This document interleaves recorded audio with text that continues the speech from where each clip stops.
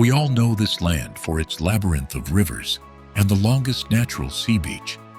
But Bangladesh also shelters a coral isle where sand can glow neon at low tide and a freshwater swamp forest that seems to breathe.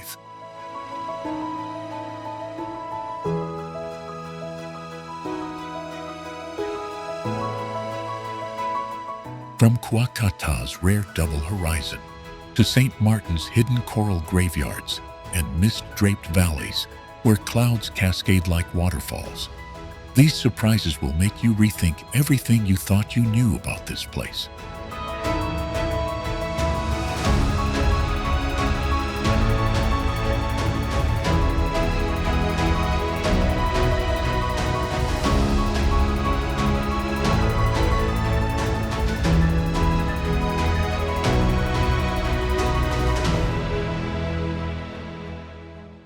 In Sreemangal, Bangladesh, endless emerald waves of tea plantations cloak ancient lowland rainforests that shelter the rare hulak gibbon and more than 300 species of birds.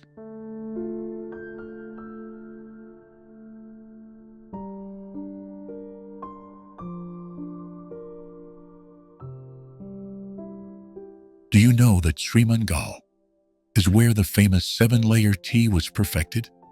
A layered drink whose colors mirror the terraces of the hills and the many-flavored history of the region.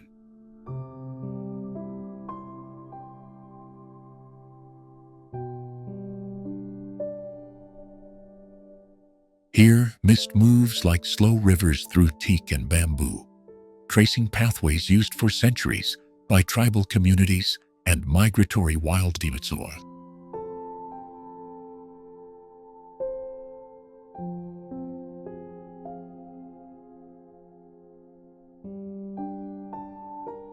The Lawachara National Park, tucked into this landscape, is one of the few places in the country where you can still hear the high-pitched calls of the hulak gibbon at dawn.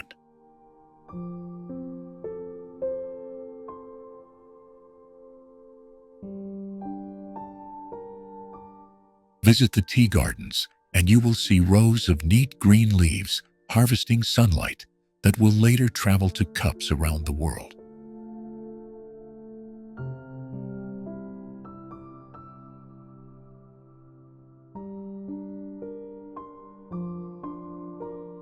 Yet behind those manicured rows, pockets of primary forest hide orchids, rare butterflies, and a network of streams that feed nearby wetlands.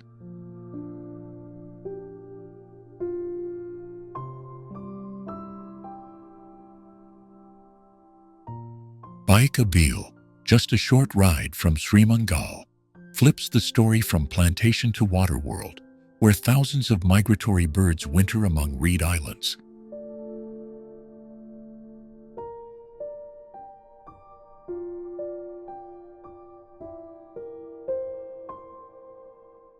The seasonal floodplains of Hakaluki Haor connect these wetlands to the tea country, creating corridors for fish, birds, and the human communities that depend on them.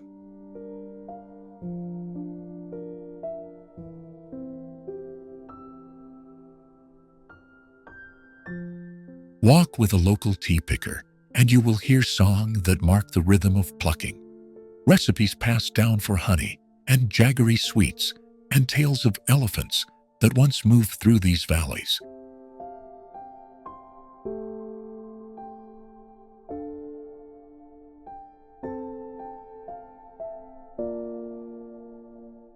Small homesteads along the road blend Bengali and indigenous Manipuri crafts, and their woven mats and silver jewelry reflect the same layered patterns as the tea.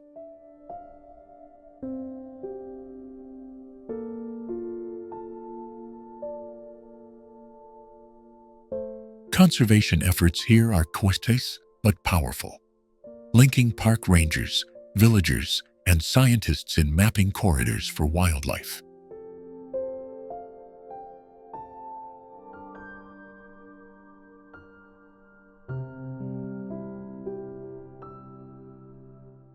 These projects have reconnected fragmented forest patches so gibbons can cross between canopy islands, and pollinators can move freely.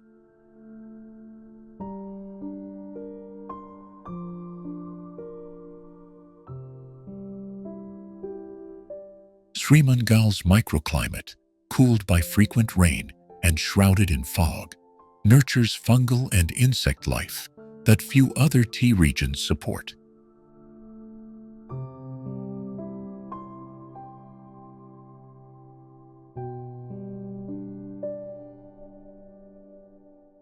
That same climate is why local cooks layer spices and milk to make 7-layer tea that tastes like the landscape itself.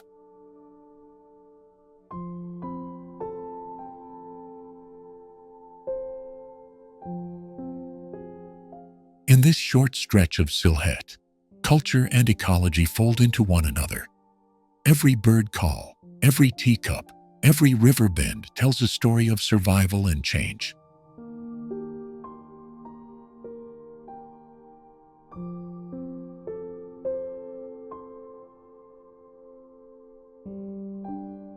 Follow those stories downstream, and the maps lead toward Hakaluki's vast waters, and then to the wider wetlands that define much of northeastern Bangladesh.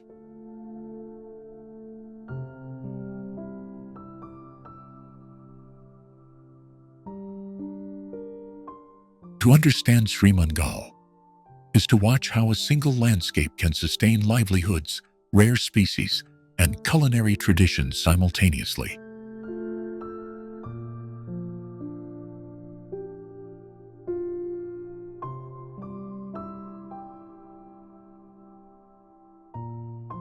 And when you leave its lanes of tea and bamboo, you carry a sense of a place where nature and human craft are braided together.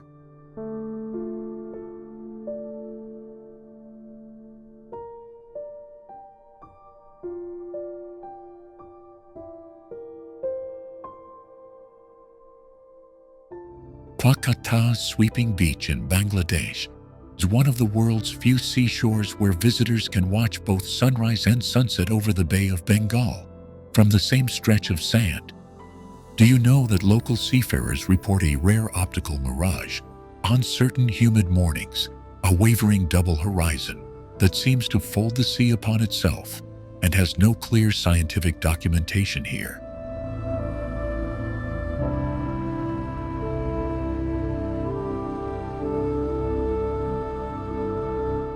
Walk the long crescent of sand, and you'll find low dunes dotted with hardy pines and salt-tolerant scrub, a quiet backdrop to fishermen hauling nets and women sorting bright piles of shrimp and crab.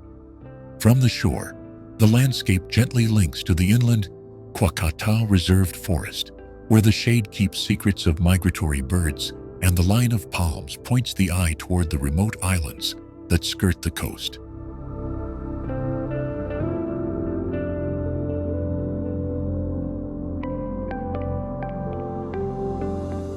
A short ride inland brings you to the Ratargul hamlets, where ancient Buddhist shrines stand beside wooden stilt houses, and the language, food, and festivals trace centuries of maritime connection.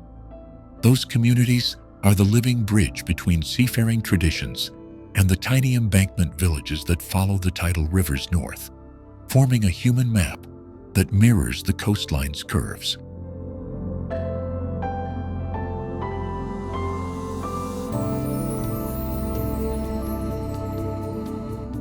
At dusk, fishermen set out with lanterns that bob like constellations on the water, and the sky melts from coral to indigo, drawing visitors toward the same sand where dawn will return with a cool, quiet light. The rhythm of Kolkata is measured by tides and the migrating flocks that stop here seasonally, and that same rhythm links this beach to the broad estuaries and mangrove channels that frame Bangladesh's southern edge.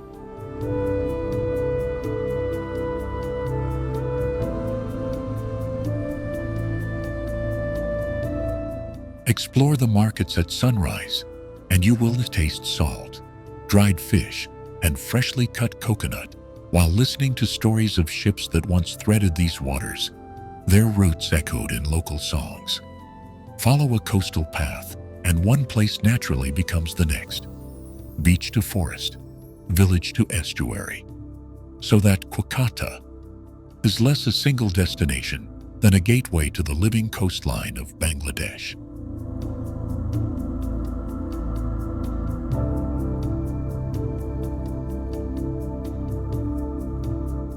This is a place where simple daily chores, mending nets, grilling fish, weaving palm fronds, are performed under an enormous skiway, and each act feels part of an unbroken coastal story.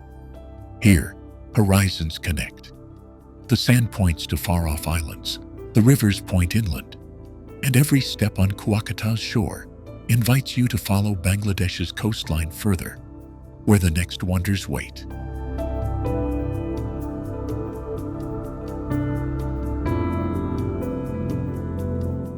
St. Martin's Island is the only coral island in Bangladesh, its shallow reefs hosting rare fluorescent corals and migratory sea turtles.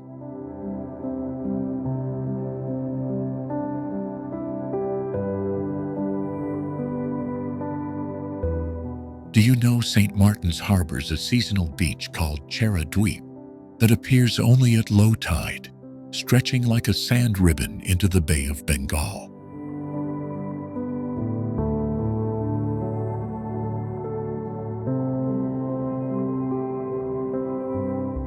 After the mangrove shadows of the Sundarbans, the sea opens into turquoise, and the island seems to float like a green gem.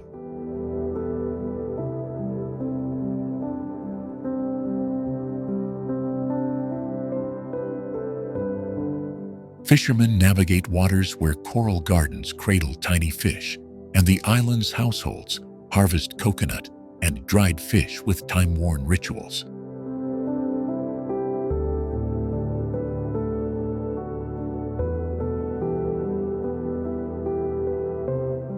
Walk along its palm-lined paths, and you'll find crushed coral sand that squeaks underfoot, unlike any mainland beach.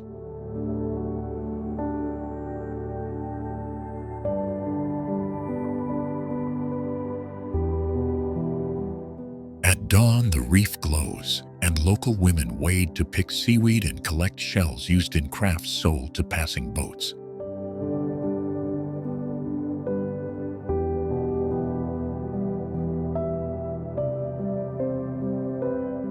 Beneath the waves, a mosaic of hard and soft corals forms micro-ecosystems that scientists say are unusually resilient for this latitude.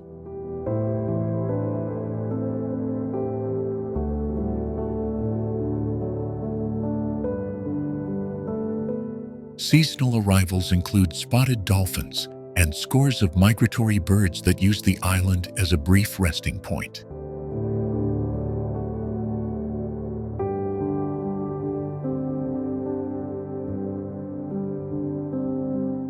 The tiny fishing hamlets still practice traditional boat building, carving donis whose curved keels mirror the island's shoreline.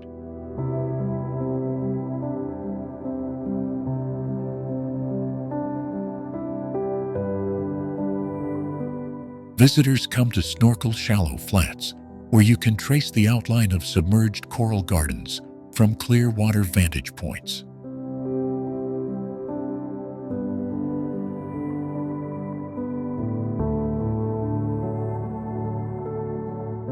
Yet the island faces delicate pressures. Tourism growth, plastic drift, and changing sea levels threaten those same reefs that make St. Martin's unique.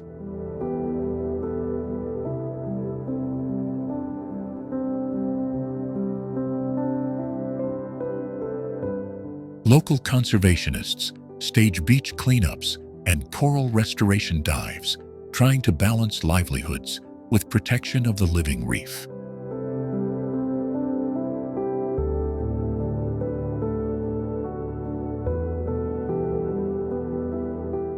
By night, the sky above St. Martin's is unfiltered. Constellations wheel, and bioluminescent plankton sometimes light the surf like spilled stars.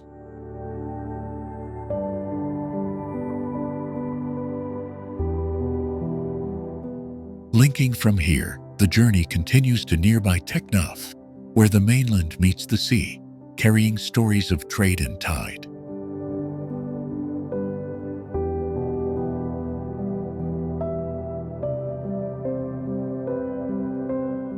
The island's future will depend on choices made on both land and water, and we will meet those voices in the next chapter.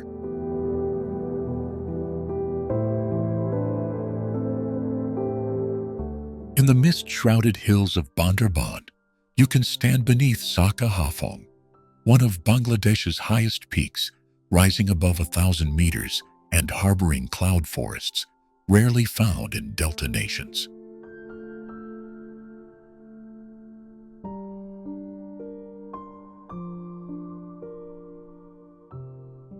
Do you know that Kaptai Lake and Bandarban sits in a collapsed hill basin hundreds of meters above sea level, fed by monsoon springs and wrapped in the myths of local indigenous communities?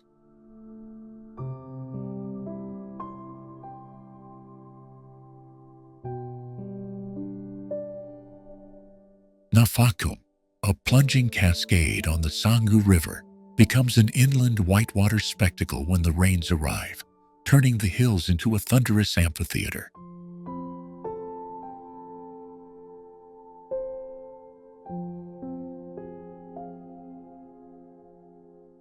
From those tumbling waters, the Sangu carves a green corridor down toward Chittagong, linking remote highland streams to the port and beyond to the Bay of Bengal.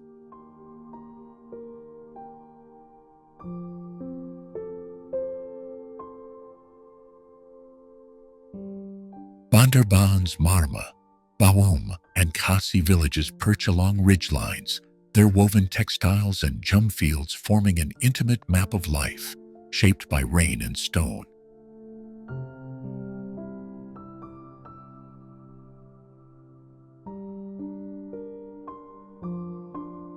You can follow footpaths from these villages to viewpoints like Nilgiri and Keokradong, where sunrise splashes over layered ridges that seem to dissolve into Myanmar's distant ranges.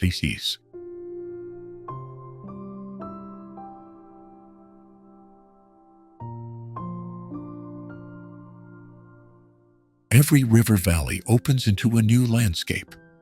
Bamboo tangles give way to limestone caves and then to tea gardens closer to the plains, each step folding one environment into the next.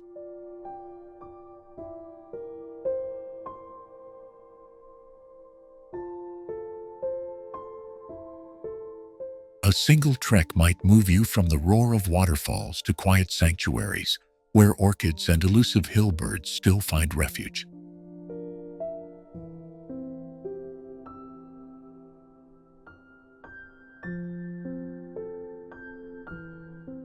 Hidden among the crags are ancient stone arrangements and rock art, places where geology and memory meet, and local guides recite legends that turn cliffs into living stories.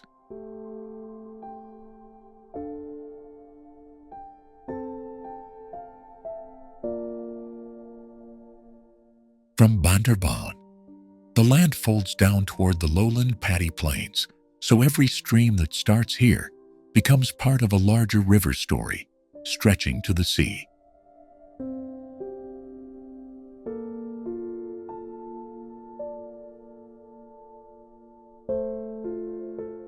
That visible transition is even tasted in local dishes.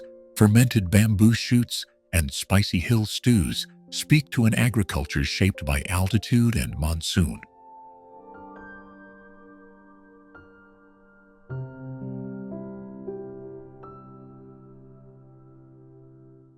Visitors come for trekking, but what lingers are layered memories. Monsoon rivers, hilltop lakes, tribal songs, and nights where the stars feel rearranged by mountain mist.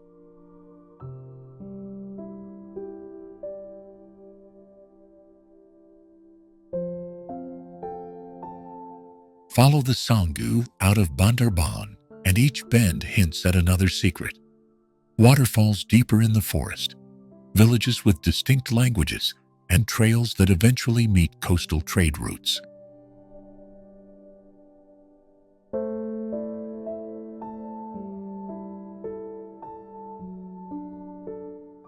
Sundarban is not an isolated postcard, but a living bridge where Bangladesh's deltaic identity meets highland reality, each place folding into the next like pages in a weathered book.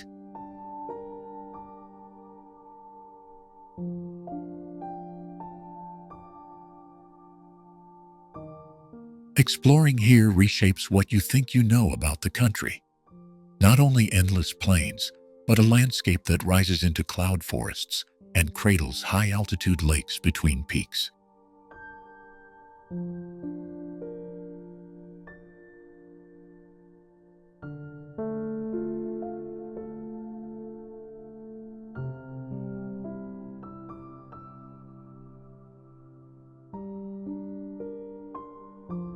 Ratargul Swamp Forest is one of the last freshwater swamp forests in the world, where entire tree trunks stand submerged for months as monsoon waters flood their roots.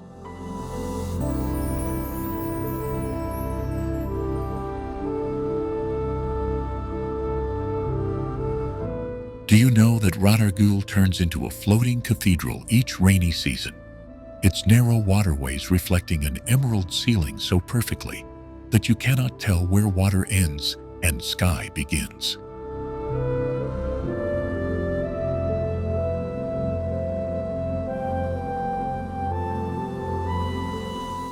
Moss-draped roots and entwined trunks create dark corridors that funnel rivers of rain into a quiet, reflective heart.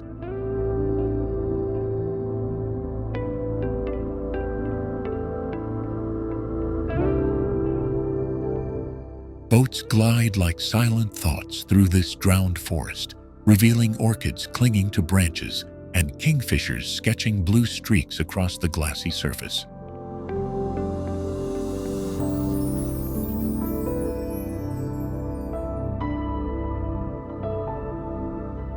At dawn, mist rises from the water in slow ribbons, and local fishermen move with a rhythm older than maps.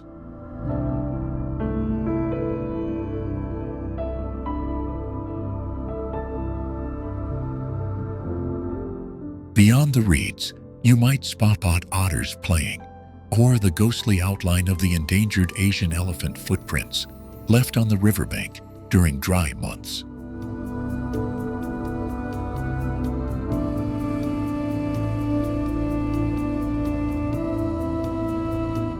Ratargul's seasonal transformation feeds into a wider web of wetlands that connects Sylhet's tea gardens and the ancient river channels of the Meghna Basin.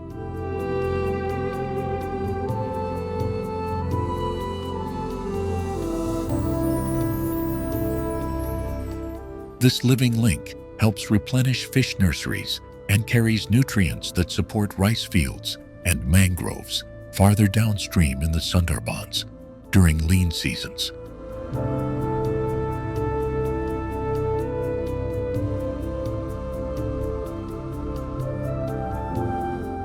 Locals tell stories of whole villages that once relied on these flood pulses, timing planting and festivals to the forest's breathing.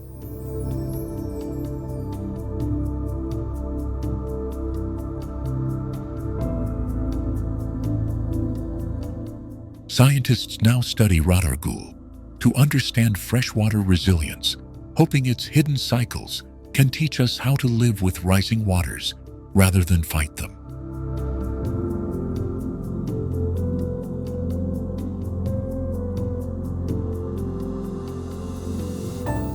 In winter, when the surface drops, a different landscape appears. Mudflats and exposed root gardens that host migratory birds and rare amphibians.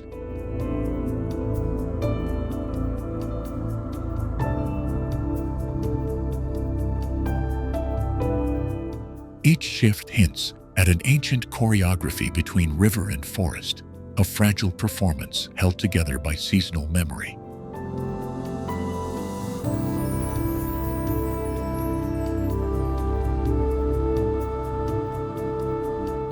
Walk or drift through Ratargul, and you trace the invisible threads that bind Bangladesh's highlands, tea estates, and coastal deltas into one ecological story.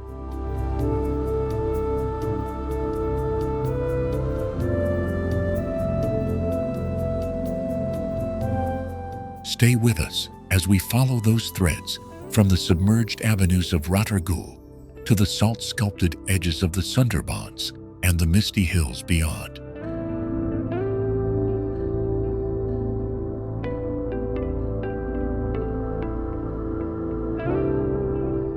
There are quiet dangers too, encroaching agriculture and changing monsoon patterns that threaten this rare freshwater refuge.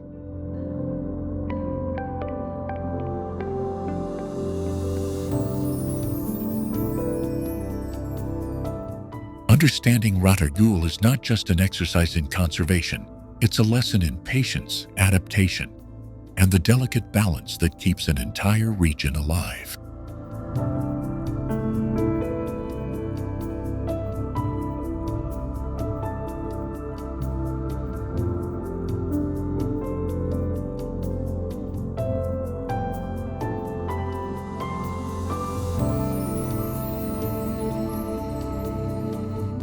Cox's Bazar boasts the world's longest unbroken natural sea beach, stretching over 120 kilometers of golden sand.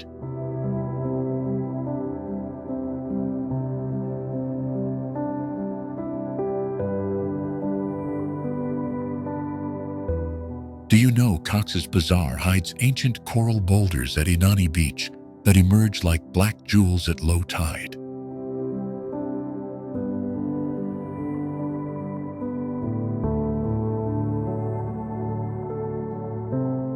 Walk its shore, and you'll find fishermen casting nets beside high cliffs where seasonal waterfalls spill into the sea.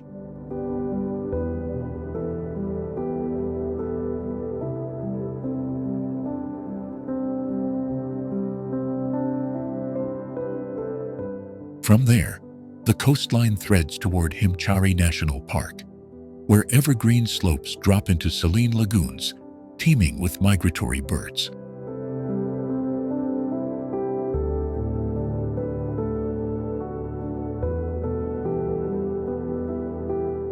Travel southward, and the sand gives way to scattered coral reefs and the turquoise fringe of St. Martin's Island, Bangladesh's only coral island.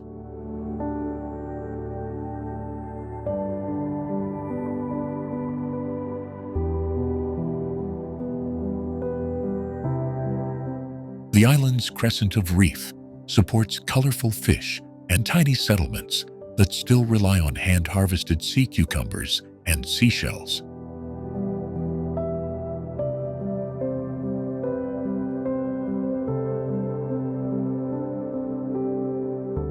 Back on the mainland, the town of Teknaf sits where the Naf River meets the bay, its estuary alive with mangrove roots and river dolphins.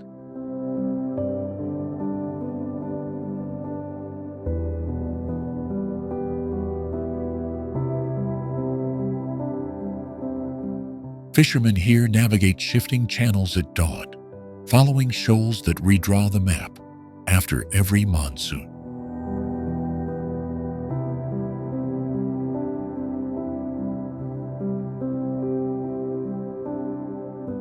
Between Teknaf and the beach, hidden trails lead to emerald hilltops, where tea gardens and tribal villages punctuate the landscape.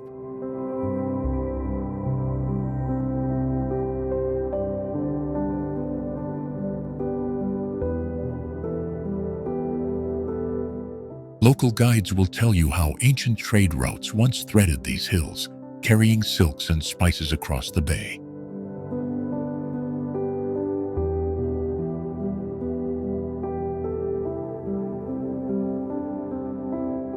At low tide, the sandbar near Laboni Point reveals pools that trap phosphorescent plankton, turning the night shoreline into a faint living constellation.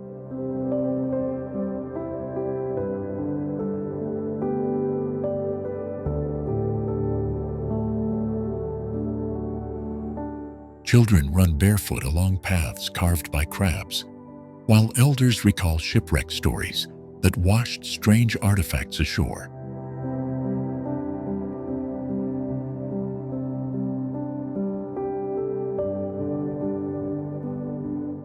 Conservationists now work here to protect nesting turtles and to restore corals damaged by storms and human pressure.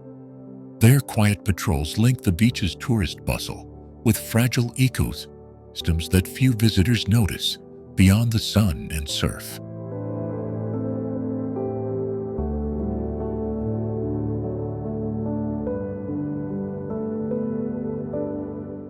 To truly understand Cox's Bazar, you have to follow these threads, from coral rubble at Inani to the coastal forests of Tiknaf and the reef at St. Martin's.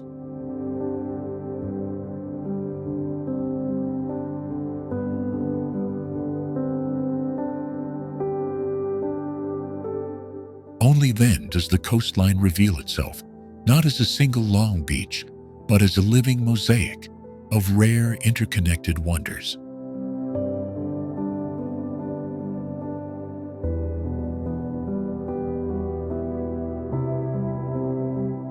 Dawn here is a revelation.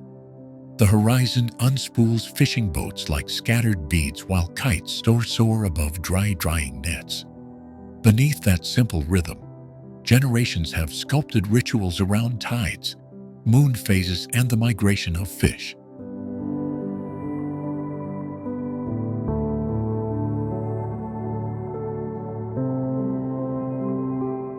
Follow the coastal road at sunset, and small tea houses serve spiced hilsa and coconut sweets to travelers worn thin by salt and wind.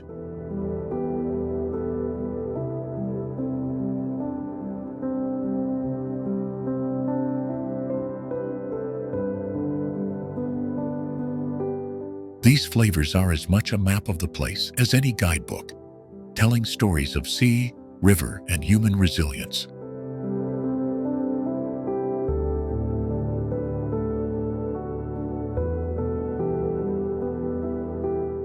When storms howl in the monsoon, the same beach that draws swimmers becomes a laboratory for geologists studying rapid shoreline change.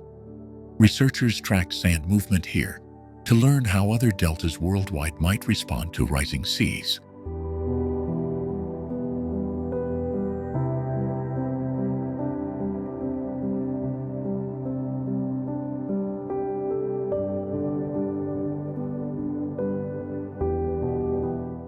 Ahsan Manzil stands on the banks of the Buriganga River, its pink stucco facade a rare surviving example of Indo-Saracenic palace architecture in Bangladesh. Do you know this mansion once served as the political nerve center for the Nawabs of Dhaka, where riverside trade and courtly intrigue converged?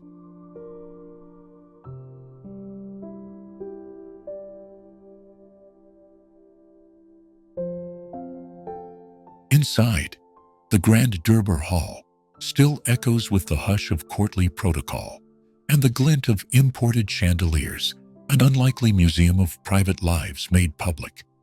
Visitors discover rare photographs, handwritten letters, and furnishings that trace a family's rise and the city's transformation under shifting empires.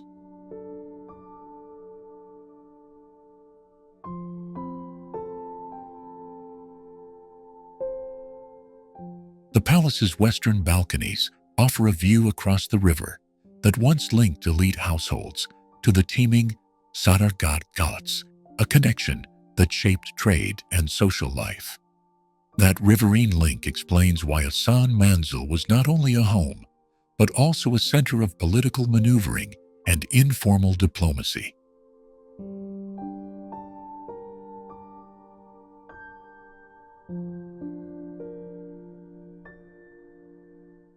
As twilight falls, the pink facade softens and the palace's silhouette becomes a question mark, inviting you to step inside and decode its contradictions. Every artifact here asks who wrote history and who lived in its margins, a puzzle that will unfold as we move deeper into Dhaka's heart.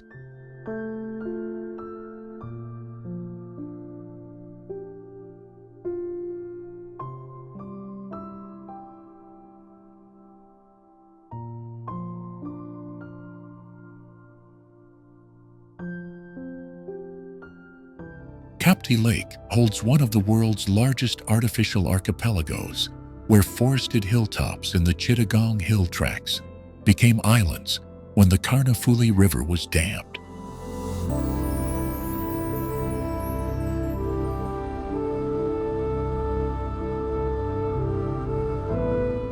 Do you know Kaptai Lake swallowed entire valleys in the 1960s, creating hundreds of scattered islets and submerged villages whose tree trunks still pierce the water at low tide?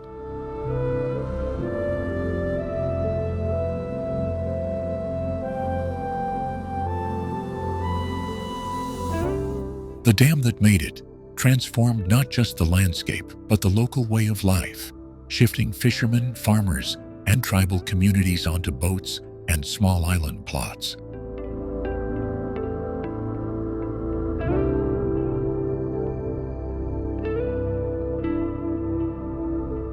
From Rangamati's colorful markets to remote Chakma settlements, life now hinges on schedules of tides, monsoon rains, and motor launches.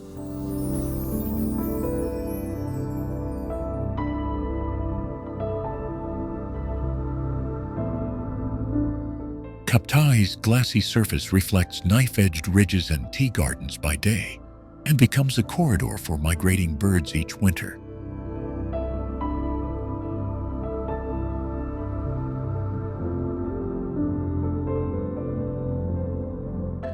Ornithologists are drawn to rare visitors and surprising congregations that few map guides mention.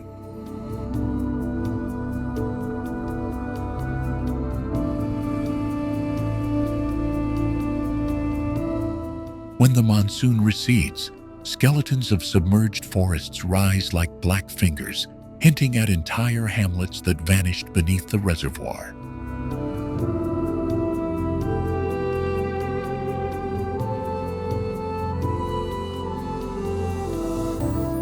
Divers and local fishermen still tell of sunken wells, forgotten roads, and the occasional relic poking through mud, as if the lake keeps its own archive of the displacement.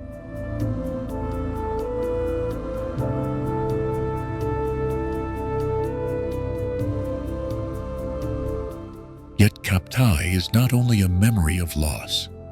It is a crucible of new livelihoods, spawning fish farms, hydroelectric power, and a fledgling ecotourism trail that links Rangamati to Bandarban.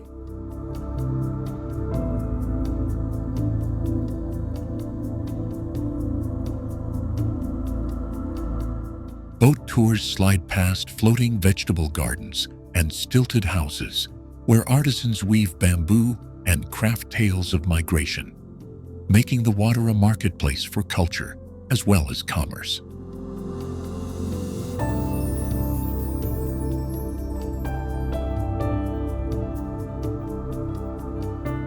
At sunrise, fishermen cast nets for native carp and catfish species that replenish markets across southern Bangladesh.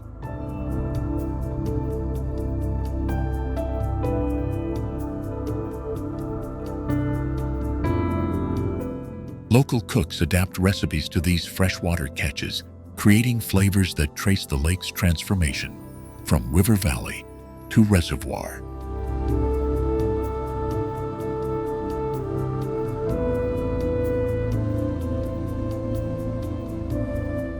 Beyond the human story lies a quieter ecological drama. The lake's islands host pockets of evergreen forest and rare orchids clinging to cliff edges.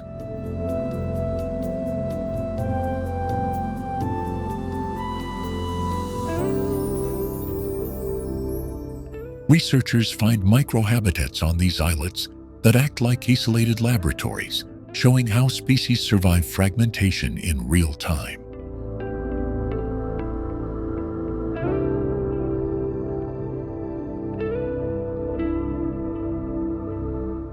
As you glide toward Rangamati town, you'll see Kasi and Marma communities paddling traditional boats, their languages and festivals threading the lake into a living cultural map.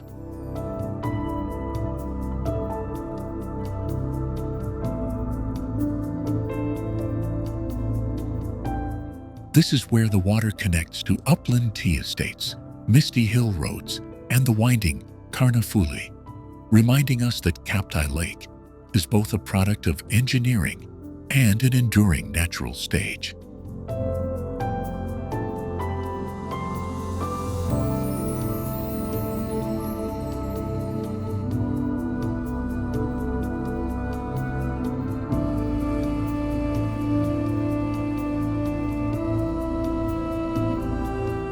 Perched where River Silt meets the Bengal Delta, the 201 Dome Mosque gathers light like a living map.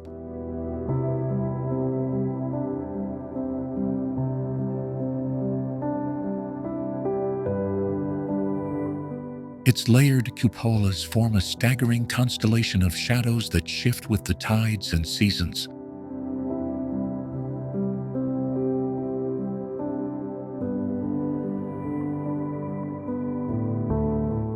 Walk its colonnades, and you feel the weight of 201 small heavens, each dome tuned to a slightly different pitch.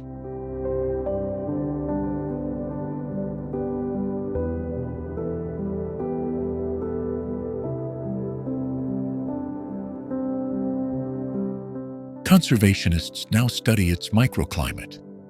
The clustered domes cool interiors naturally, long before modern air metering.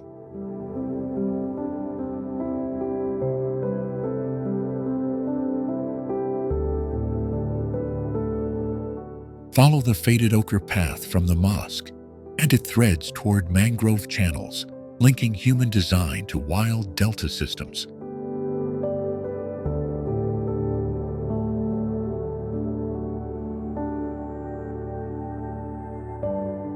In that transition, you sense why this structure became a living archive, where architecture converses with river, wind, and time.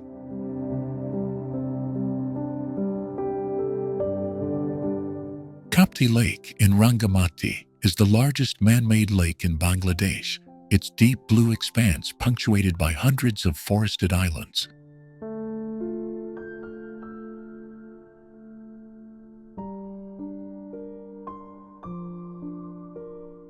Do you know that when the Kaptai Dam was completed in the 1960s, it submerged entire valleys and reshaped the lives of the Chakma and Marma people, who now live on those islands?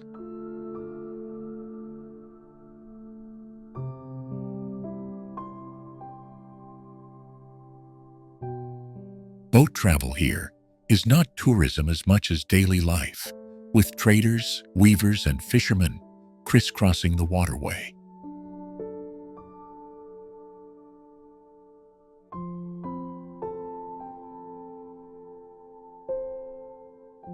From the boat, you can spot stilt houses, terraced gardens, and tiny bamboo bridges that link island to island.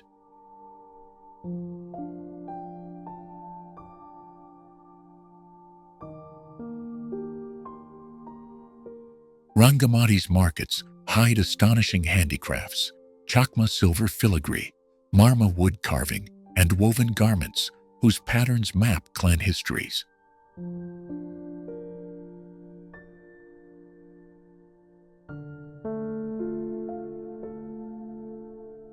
Behind every design is an oral map, motifs that tell stories of flood, migration, and courtship passed down for generations.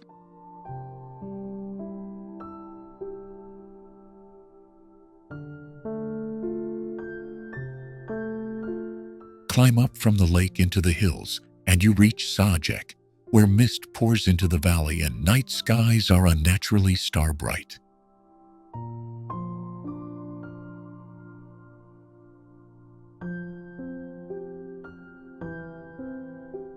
The road from Rangamati town to Sajek threads through terraced tea gardens and pine forests, a landscape stitch that links river life to highland ritual.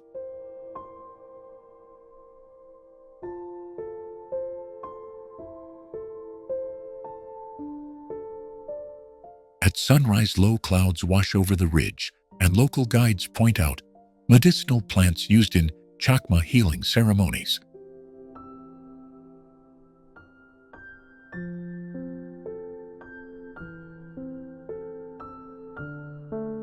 One small shrub here is credited with curing fevers in village lore, a botanical secret you're unlikely to find in any guidebook.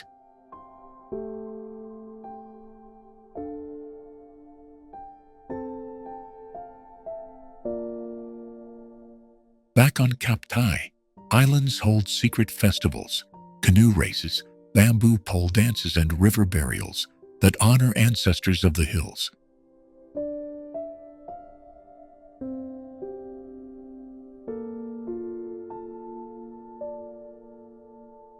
These customs survived the dam and the displacement, adapting forms but keeping their spiritual core intact.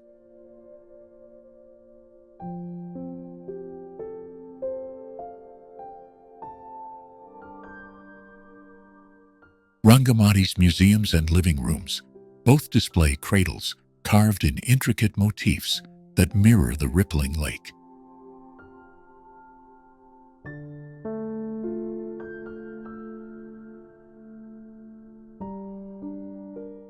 A casual visit to a potter's riverside workshop reveals glazes colored by local clay and ash, hues you will only see in this Bay season.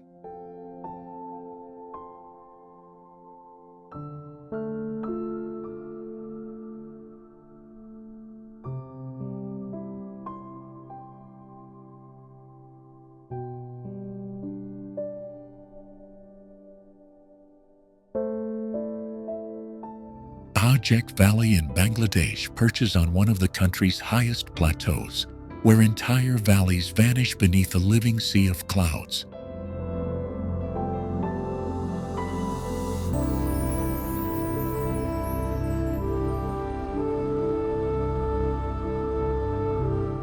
Do you know Sajek hosts a daily cloud inversion so thick, villagers liken it to a wandering river that swims between the hills?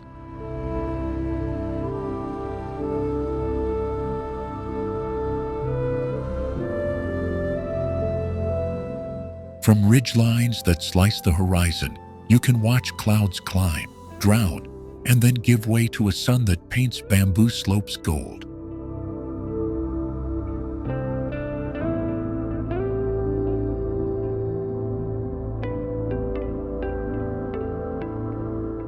More astonishing is that this place, tucked in the Chittagong hill tracts, shelters centuries-old traditions of the Chakma and Marma people, whose songs still map the landscape.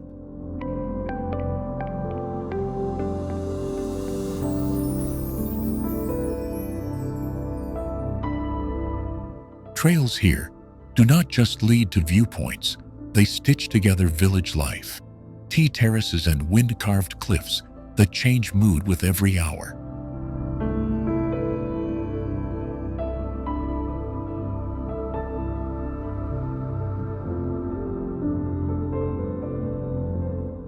Rising mists reveal rare orchids and medicinal plants that local healers have harvested for generations, a botanical library few outsiders ever touch.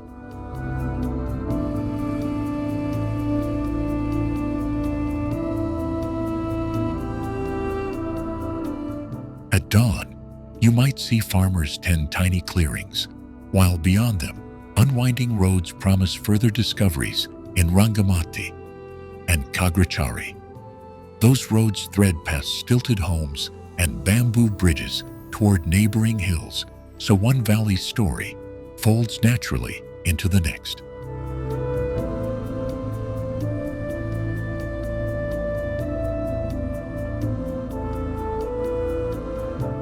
Visitors who think Sajek is only about views are surprised to find its nights stoked by bonfires, folklore, and quiet rituals under a sky so dark, the Milky Way feels close enough to touch.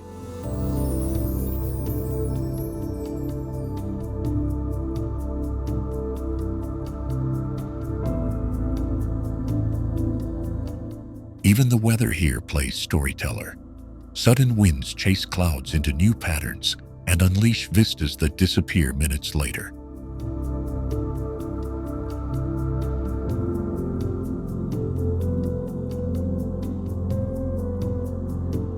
Locals will steer you to small, distant ridges where the views feel proprietary, places only reachable by footpaths that test both curiosity and resolve.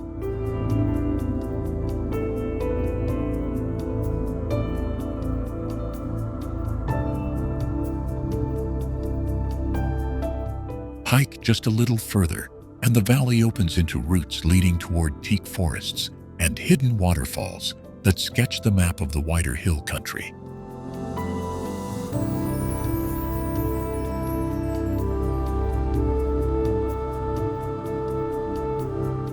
Sajek's charm is not polished. It is a sequence of raw, shifting moments: fog swallowing a ridge, a child laughing in a bamboo hut, an elder pointing to a star, and naming the seasons.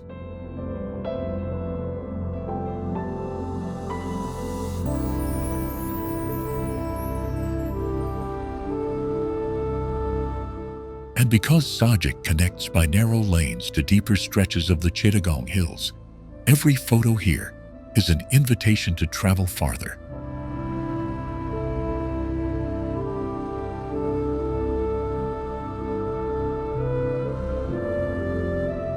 What seems like a remote postcard is actually a crossroads where culture, climate, and landscape meet and slide into new surprises.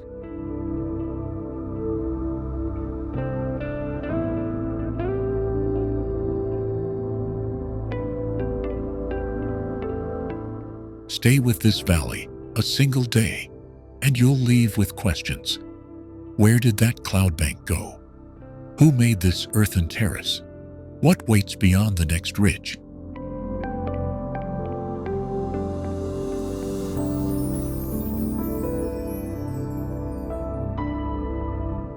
We will follow those questions deeper into bamboo thickets and into conversation with guardians of the land, whose knowledge rewrites what maps claim.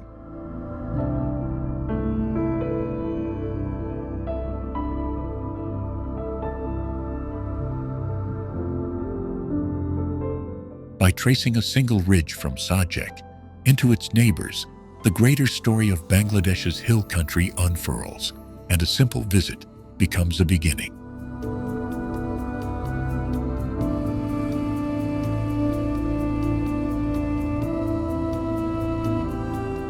Soon you'll realize Sajek is not just a stop on a route.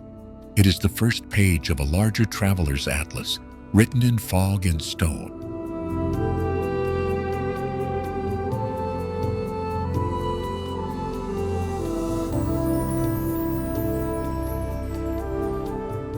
And once you see how one valley's clouds pour into the next, you'll understand why people return. Not for a picture, but for the chance to find something they didn't know existed.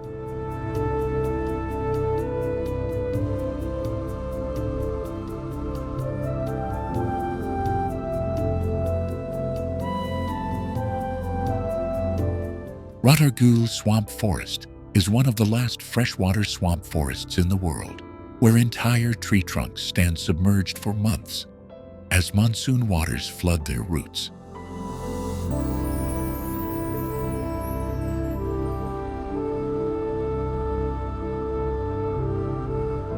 Do you know that Ratargul turns into a floating cathedral each rainy season? Its narrow waterways reflecting an emerald ceiling so perfectly that you cannot tell where water ends and sky begins.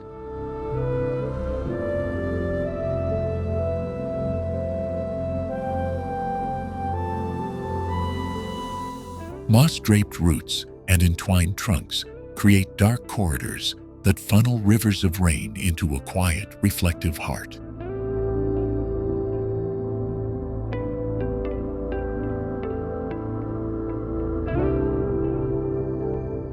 Boats glide like silent thoughts through this drowned forest, revealing orchids clinging to branches and kingfishers sketching blue streaks across the glassy surface.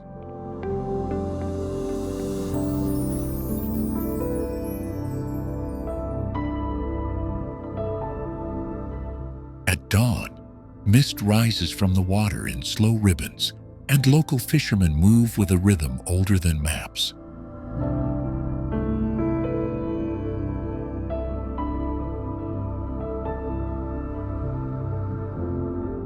Beyond the reeds, you might spot otters playing, or the ghostly outline of the endangered Asian elephant footprints left on the riverbank during dry months.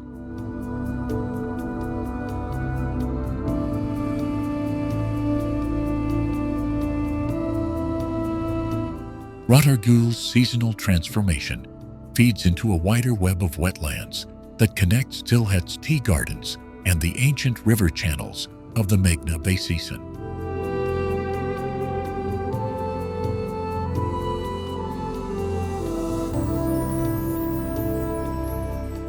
This living link helps replenish fish nurseries and carries nutrients that support rice fields and mangroves farther downstream in the Sundarbans during lean seasons.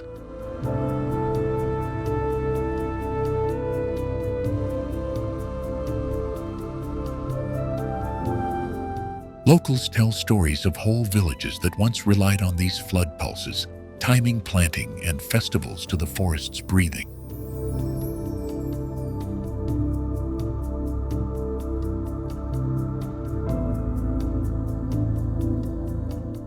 Scientists now study Ratargul to understand freshwater resilience, hoping its hidden cycles can teach us how to live with rising waters rather than fight them.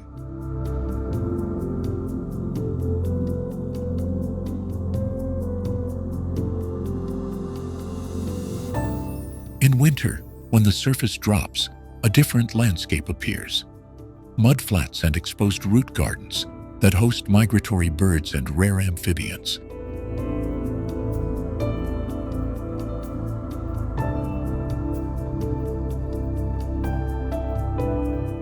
Each shift hints at an ancient choreography between river and forest, a fragile performance held together by seasonal memory.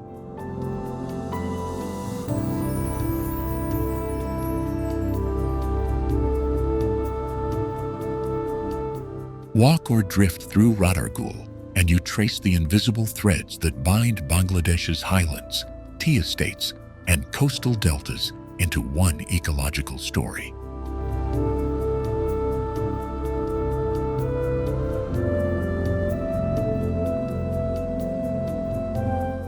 Stay with us as we follow those threads from the submerged avenues of Ratargul to the salt-sculpted edges of the Sundarbans and the misty hills beyond.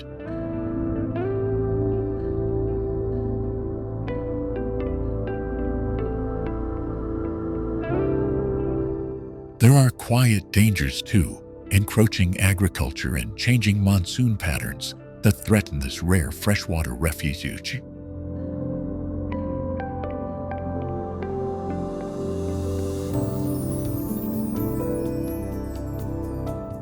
Understanding Ratargul is not just an exercise in conservation, it's a lesson in patience, adaptation, and the delicate balance that keeps an entire region alive.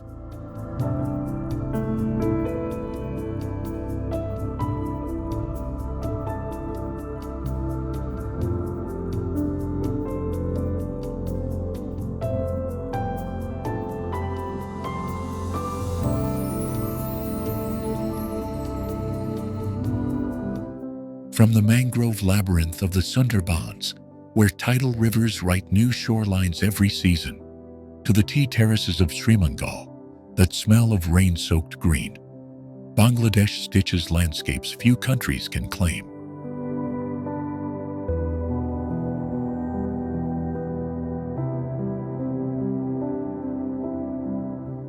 From the world's longest natural sea beach at Kaptai Lake's Bazar, stretching over 100 kilometers, to the tiny coral isle of St. Martin's, where blue reefs kiss warm waves, each place folds into the next like chapters of a living map.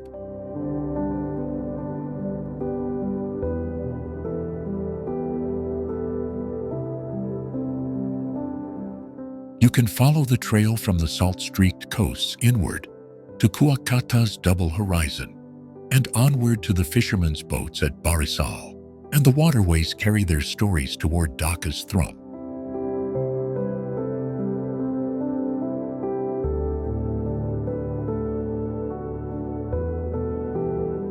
From the capital's crowded river ghats to the quiet mosques of Bagharhat and the millennia-old ruins at Paharpur, history and daily life coexist in striking contrast.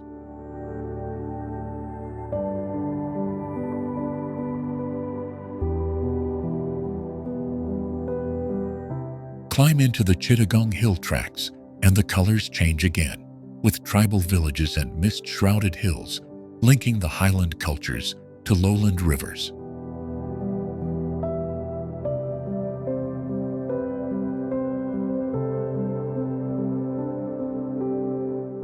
In Rangamati and Bandarban, carved wooden boats and woven textiles lead us back down toward marshes and the delta, where every tidal breath shapes livelihoods.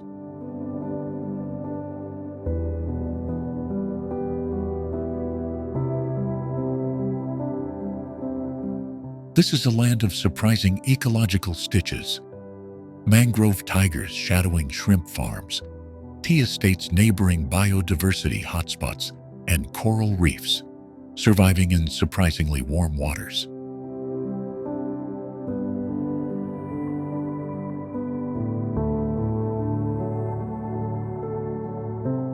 It is also a place where festivals, language movements, and resilient communities have stitched identity into every field and ferry, connecting past struggles to present celebrations.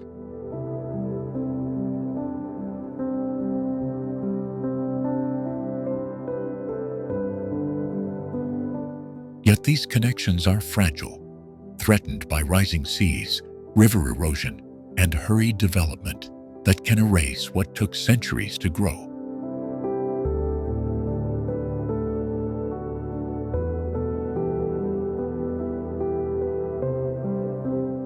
Conservation efforts, community stewardship, and thoughtful tourism offer paths to hold these threads together, rather than let them fray.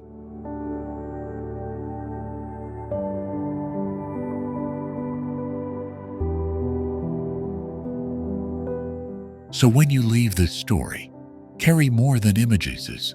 Carry an invitation to return with intent, to listen to river voices, and to support places that balance survival with beauty.